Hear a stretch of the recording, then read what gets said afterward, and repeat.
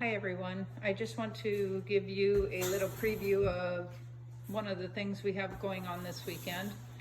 I have preserved some of our nasturtiums.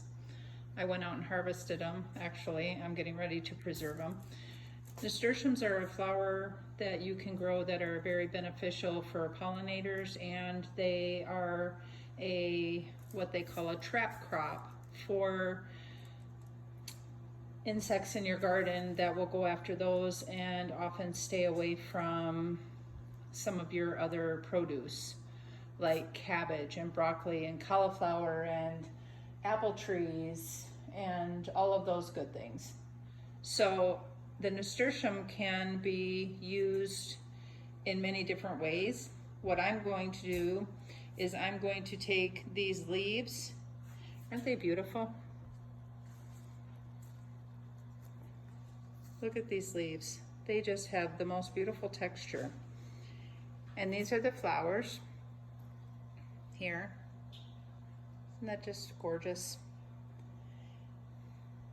I'm going to dry all of those. And you can also eat the stems. These are stems. And you can put them in salads or stir fries. They have kind of a peppery taste. I tasted the leaves and they have more of a kind of like cabbage, a spicy cabbage flavor. And when you're dehydrating them, they say to only pick the ones that are nice and green and they look healthy. So when I went through all of these, I took out any that didn't look good and any flowers that were, dying, like these, that weren't fresh. And then the other thing that you can do with nasturtiums is save the seeds. See those? So here looks like one that, I'm sorry, my hands are dirty. Here looks like one that is starting to dry out. And here is one that is fresher and greener. So what you need to do is let them dry out totally on your counter, and then you can preserve them in a jar and reseed them your next season. So I'm going to take these leaves and I'm going to lay them out on my dehydrator sheets, and we're going to dehydrate these overnight. And then tomorrow we are going to be making a tincture, and I will go over all the benefits of what these tinctures can do with these nasturtium leaves. Hello everyone, welcome to Crazy Bees. We are in the end of April right now, and I wanted to show you what we're working on today, and we'll also be showing you some things that we got done this week, some things that we're finishing up. So here we have that raised bed that I was telling you about that Tom was making us. It's going to be for peppers, but for right now, we're going to use it for our Roma tomatoes. And Candace is going to come in and show you. We've got along this brick wall, he sealed all the cracks, and then we're waterproofing it right now. And once that dries, we'll be able to fill it in with the dirt, well, soil, excuse me. And then he ran 3 different lines here to be able to attach into irrigation. Right now they're just higher than what we need them to be. We'll be able to cut those off later when we just wanted to make sure we had enough hose. And so we need to let this dry, let it seal, and then we can fill it in with the dirt. And then we will be starting to put our Roma tomatoes in here. And to show you what it looked like before he did any of that, we'll come over here and show the main trench line. So he's got a main trench line running right here from the raised bed all the way. You can see that white tubing right there. That's how deep it actually is. And then he filled it all in, and he attached the lines. And that's where the raised bed starts, and then it goes to the lemon tree that we have in that pipe. That's actually a pipe that we turned into a planter for our lemon tree. And then we're gonna do the same length on the opposite side, but we're not gonna start that one until fall because we're gonna start getting into triple digits here pretty soon, and we're not gonna be able to do all of our outside stuff because it just gets too hot to work outside on these big projects anyway. So once we get this filled in, we will come back to you and show you what that looks like. All right, everybody, we're back. The garden is all filled up, and we're gonna start planting these tomatoes. We'll probably do this on a time lapse, but for now we're going to get started with spacing them. I want to space them far enough apart to where I'm hoping to be able to put some basil plants that I have in the house that I started from seed in between these plants.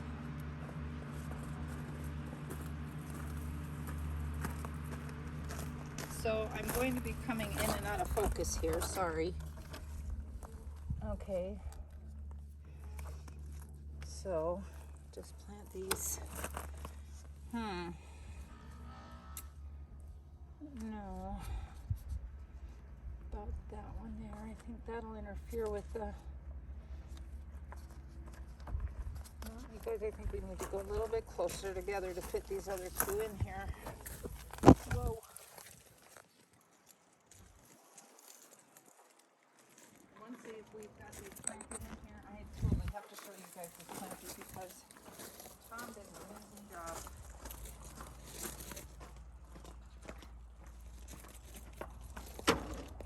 Like I said, he puts up with all of my project ideas. Okay.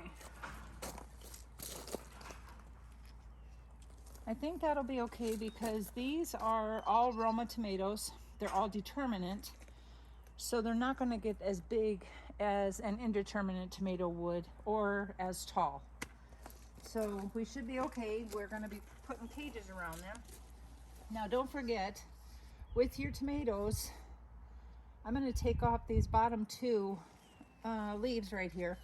And if Candace zooms in, you can see all the little fuzzy, hairy looking things on that stem.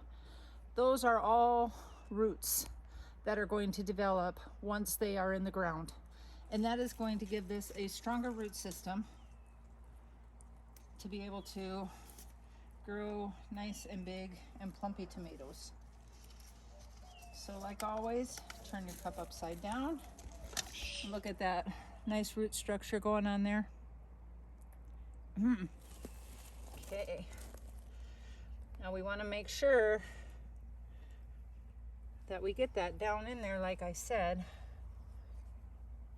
So that's about right there. Just get your hands right in the dirt. You know, there's actually enzymes in the dirt.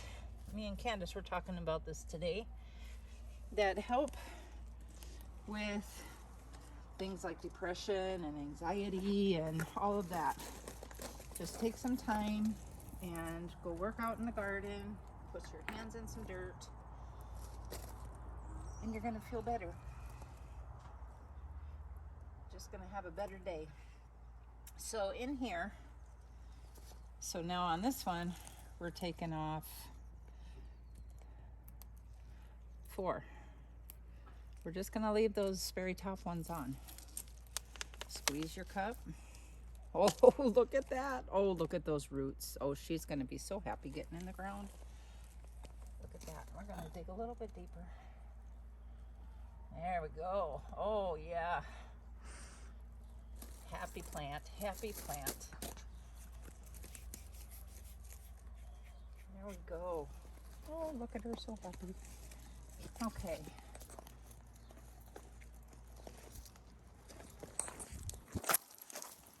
Now what was I talking about? Oh, the dirt.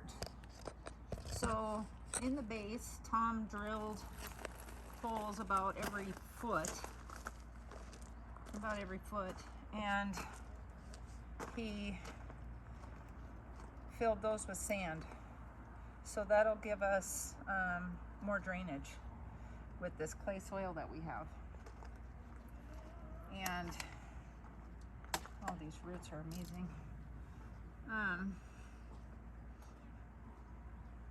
Then we put, I had some chicken manure, which you don't want to put directly by your roots because until they've composted for a while, because they are hot.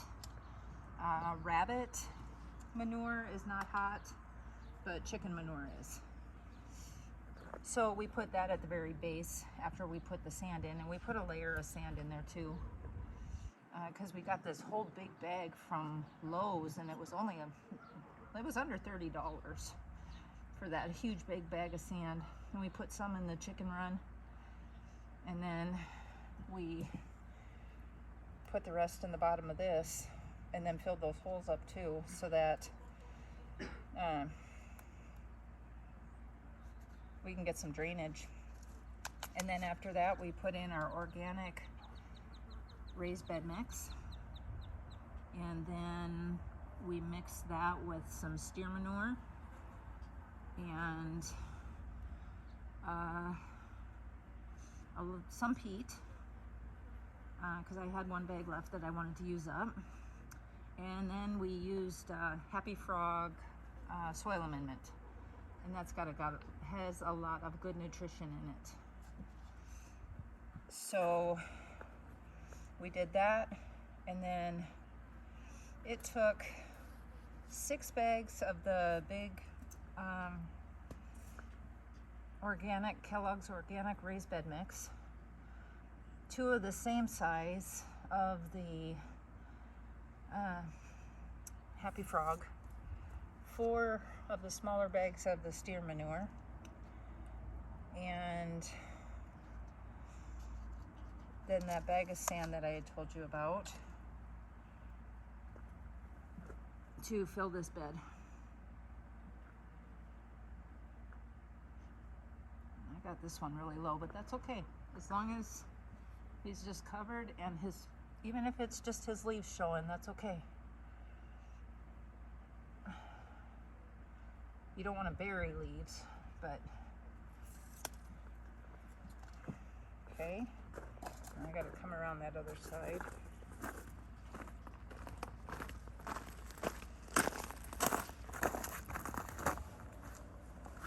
Hopefully I'm not getting too up close and personal here.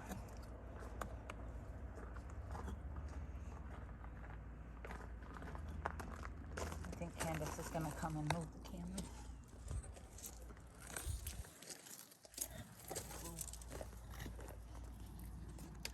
Start moving his stuff around, we're gonna get in trouble. Just kidding. I did water these before I put them in the ground. And then when you're dealing with peat moss, you always want to make sure that you water your soil as you're using it, because it is very dry and it needs time to soak in. The same thing with the cocoa coir, that comes in a brick, and you absolutely have to break that down.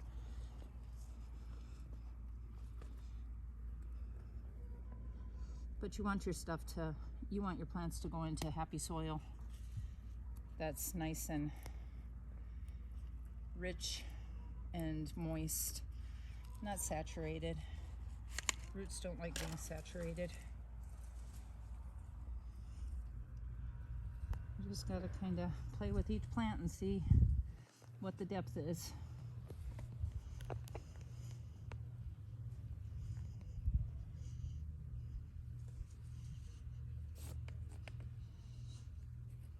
Okay, 2 more to go. So we have a total of 8 plants in here. Oh, and just to let you guys know, we were having rat problems, and I had told you that. So I tried tulle, I tried putting up fencing, I tried putting up chicken wire, I tried so many things, and they just kept going around everything and still getting into my garden. So I did try everything that I could before I had to go to the extreme and capture.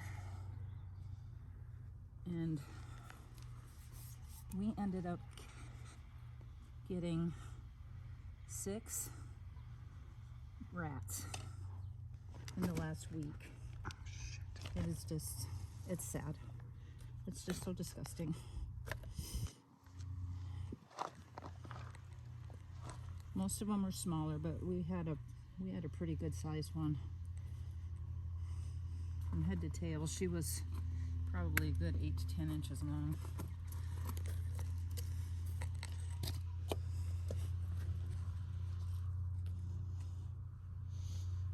Okay, we go with the last one. See, some of them have just gotten taller than others, so sometimes you got to dig the hole a little bit deeper than you would for another one. Oh, throwing it right on that one. Oh, beautiful. They're just going to be so happy being in the ground. It's amazing how your things just take off once they are in the ground around all that rich soil. Okay, that's step number 1. Now, we need to cage these guys. You're probably wondering, why do you need to cage them right now? Why can't you wait? Well, they grow really fast. You don't get these cages ground up right away. You're liable to forget about it. Well, in my life, I do. I get busy doing other things, and before I know it, I'll show you what I got, because it's happened to me. So just kind of stretch this out. Get it right into that plant. Now, if you were doing an indeterminate plant, I would tell you to go with something that's stronger and bigger. But with determinants, they're not going to grow as tall. So something this size is going to be just fine. Now, what you want to do is watch this guy and watch these leaves here. And as they're coming up, you want to make sure that you keep training them to go up inside this trellis.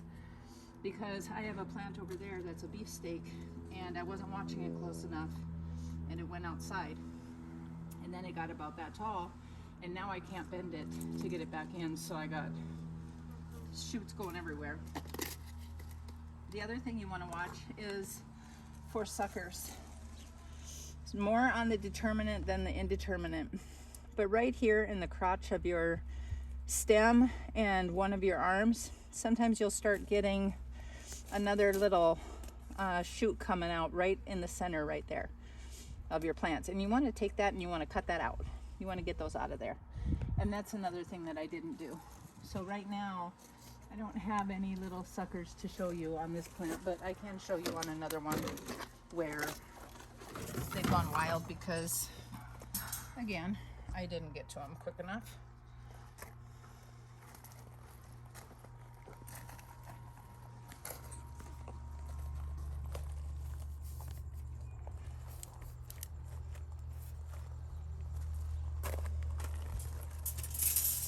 So we're going to continue putting these on here, and we'll come back once we got all of these on here and show you what it looks like.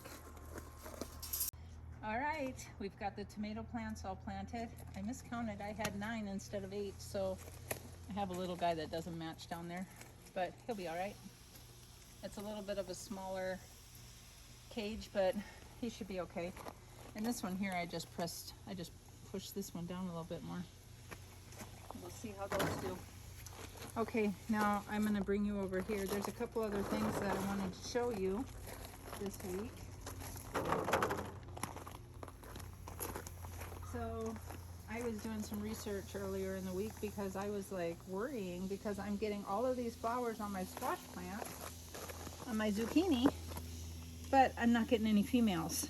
I was looking and researching, and they said, do not worry about it. Give it time because it takes less energy for the plant to create the male flowers than the female flowers.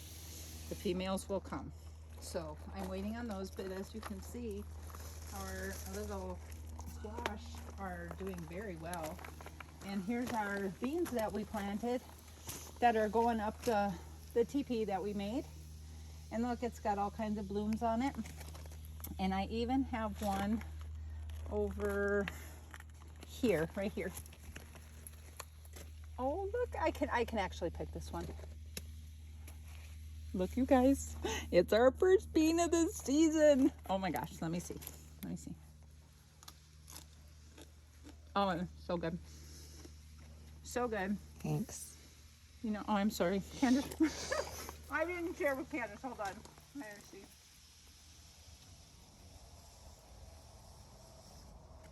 This is still a baby, but he'll be good. Here you go. Mmm. Very good. And then look, our sunflowers are getting nice and large. We were having a problem with these. Get out of there. I don't know if Candace can zoom in on these things. We still have some on here. Candace, can you zoom in on this? Mm-hmm. You see them? So instead of using an insecticide, whoops, I didn't mean to do that. I've just been taking them and squishing them off with my fingers. I don't want to spray my plants unless I have to. And there's a lot less of them. We had a bunch of them, and they really love these sunflowers. But I'm just trying to watch my plants every day and keep any bugs off of them. Look at this one. We'll take this one off because these are just these aren't the true leaves anyway. So you can just rip those off. Okay. Now, over here, we are... Go ahead, Scarlett. Our tomatillo plants are going crazy. Scarlett, go. Scarlett, come. Move your butt. Look at these plants. They are just crazy. So earlier in the year, I had planted garlic in here. So the garlic should be getting ready next couple of weeks. We're gonna go about 3 more weeks and then we'll probably have to pull it. These ones down here, you can tell they have scapes on them already. So they're ready to go. We're gonna have to pull them out. And it's a project I'm gonna have to work on because they look more like onion heads than garlic heads. So this to me is a fail, but you live and learn. So next year, I'm going to plant them over in the new raised bed where it gets a lot more sun than over here, and I think that's going to make a huge difference. So let's go over, I want to show you the other one. Now these ones don't get as much sun, okay? I'm going to show you some other ones that get more sun. And then we use compost, right? I make my own compost. Look, we have plants that have just started their own thing. I don't even know what these are. I think they're cucumber, but we're gonna have to wait and see what comes up. They just volunteered to start right there by themselves.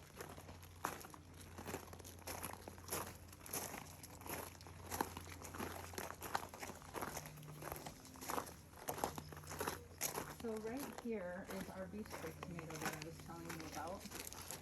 And see how it's just, I couldn't keep it all in here. It's just out all over the place, okay?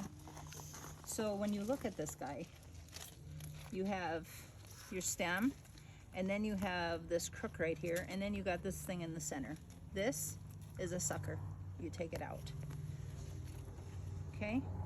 So you do that with a lot of these. You go through here and you pick out the suckers. See, some of mine are so big anymore because I let them get too big. And then I have a hard time doing it because I'm like, oh my gosh, there's flowers on it, and I don't want to do it. And here's another volunteer here. Look at this. This guy's got all kinds of flowers on him. Don't know what he's going to be, but we'll find out. We'll just have to wait and see. And then our pomegranate. Look at all these beautiful, right here. Fun. And then over, we're gonna show them the potatoes.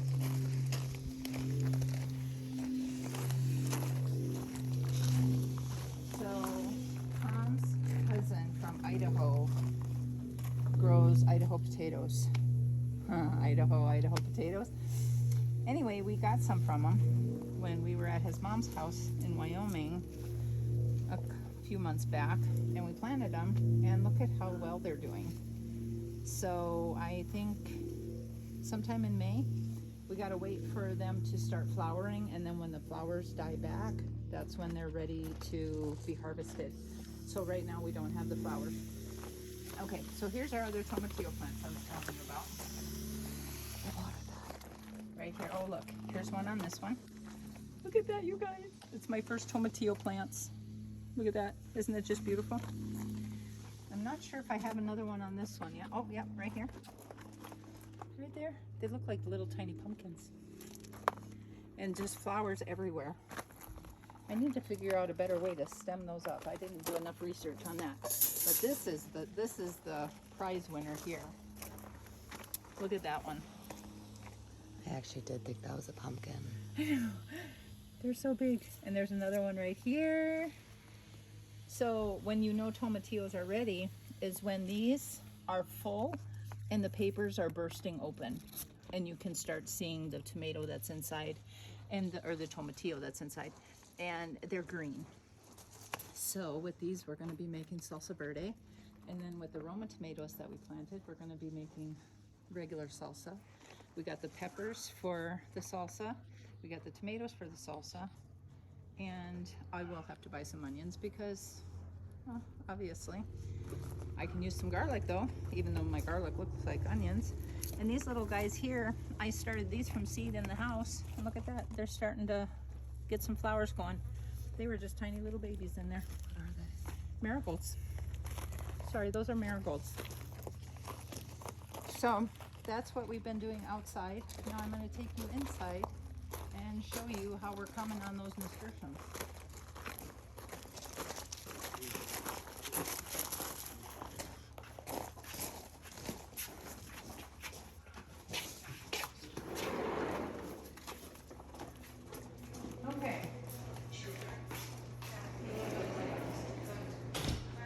Okay, you guys, as you remember, I was starting the drying process on these nasturtium leaves. So I've got these all totally dry, okay? So all you have to do is, I'm gonna have Candace pause this for a minute because I just looked at my hands and I don't want to deal with these leaves, putting them in a jar until I wash my hands. Now we can take these leaves and just crunch them up and put them into a jar. And then we're going to be doing that tincture that I had told you about.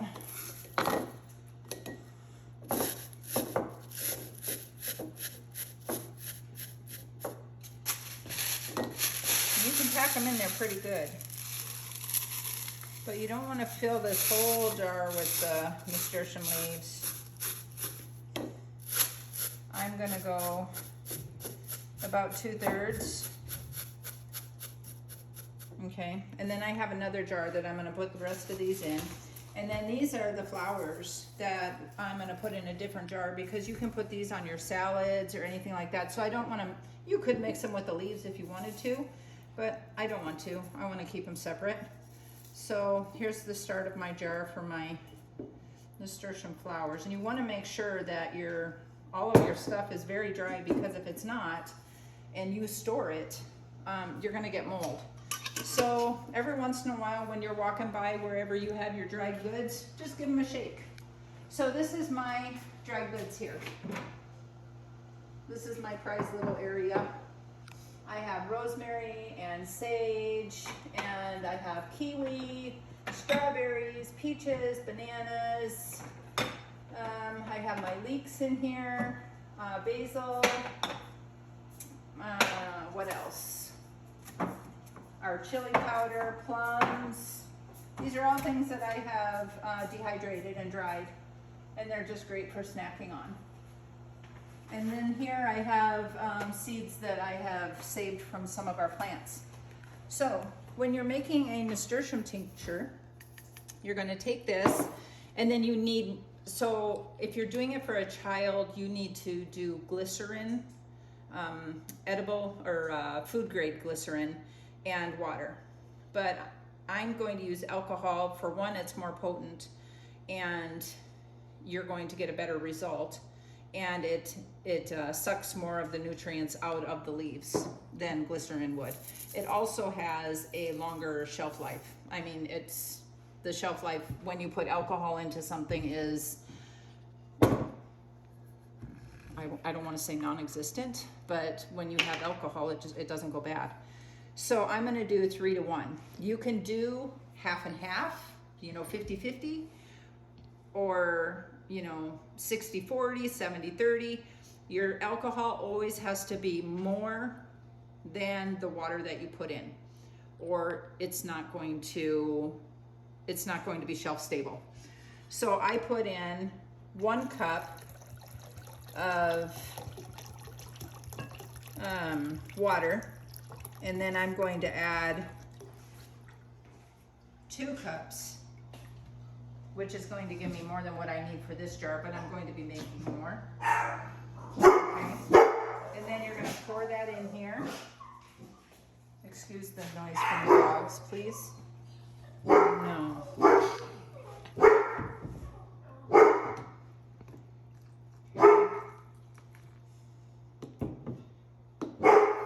Okay, and then you want to use, I'm just using a skewer. Hey. And you need to start mixing that in there until the leaves are absorbing the liquid, and then you'll have to add a little bit more.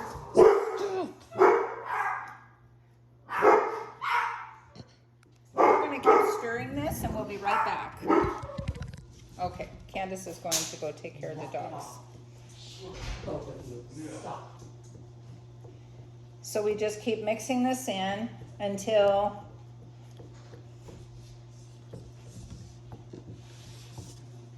you're getting a good ratio, and you can see that it's seeping into the leaves are rehydrating in this alcohol blend. And you want to fill it.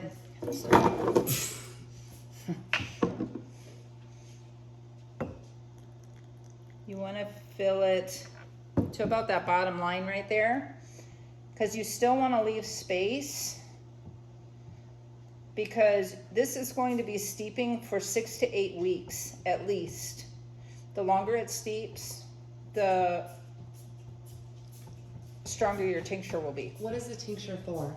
The tincture, a Nasturtium tincture is an antibiotic. If you have pneumonia, you have a cold coming on, you have a cough, a sore throat, anything like this, you use the tincture, which you'll be putting in. It's best to store them in the darker brown jars that have the dropper in them. You can even put them in another one, but the darker brown jars are better because they don't let light in. So the darker the better when you're storing anything that's any kind of medicinal thing. And you would put a few drops under your tongue several times a day, 3 to 4 times a day, and within a couple of days you are supposed to be feeling much, much better without having to take all the cough syrup and all of that stuff that's over the counter. I can't say for sure what, if it works, because this is the first time that I'm making it. So we'll have to follow up on that. Okay, and then you put the lid on and give it a good shake. Okay, and then I'm going to take this and I'm going to put it in my closet, and every day, because see, you're going to get this separation here. So every day I'm going to come by and I'm going to give it a good shake. If you don't, you could, well, with the vodka in there, you probably won't. But it's not going to be good if you don't go by and give it a good shake every day, because that stuff needs to keep mixing in there. So that's what we're doing for today, you guys. I'm going to follow up with you whenever we get sick, and I actually need to use this to see how our tincture went with our nasturtiums. Have a great week. We'll see you soon.